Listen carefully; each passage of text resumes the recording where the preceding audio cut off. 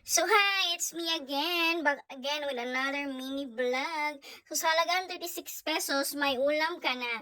So mo na akong gipalit sa gawas di ay ang talong, duha ka buok tag 16 pesos, tag utsang usa. And then kaning itlog tag 10 pesos, so duha ka buok 20, a total of 36 pesos. And then ako ni siyang mabukalan og tubig daan para maluto ang talong. Pero pwede man sa nimo sugbahon. So ikaw na lang magbuot kung saon nimo pagluto ang imong talong as long as nga maluto siya. So everyday good na maglibog gid taon si sud-ano no nga budget friendly gid ba kay mahal na kay bugas karon diya. So kani akong naisipan nga magluto karon dai kay gipul-an na sa og manok and then nag-crave ko ani. If sa gawas ni paliton di ay is 25 to 30 pesos na ni siya usa ka buok. Then ako na lang magluto no para maka-budget pug ko ba kay sige lang kog manok ani no sige lang kog fast food. So karon is magluto ko og fried talong nga with egg, di ba?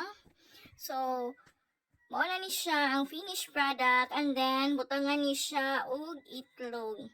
So duha ka egg nga akong gibutang and then mekos-mekos mo lang butangan og bitsin. Butangan ni siya og asin and magic syrup. So di ko mag-use og bitsin no kay ang magic syrup is na siya yung bitsin daw. So, lang bitsin kay maupaw niya ta. And then, mo to, mekos-mekos lang. Then, ibutang na dayon ang fried. Ibutang lang ang talong, no? Okay na fried, uy.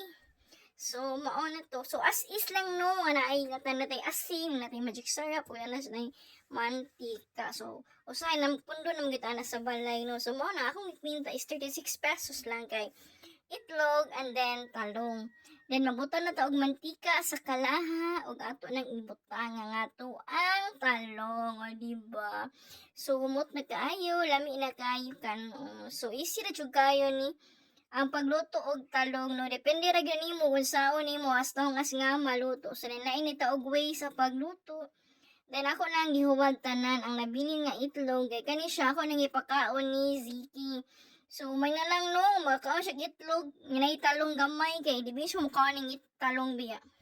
So healthy living na karon no for today's video.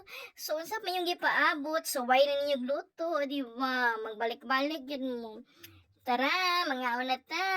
That's all for today. Thank you for watching. Bye.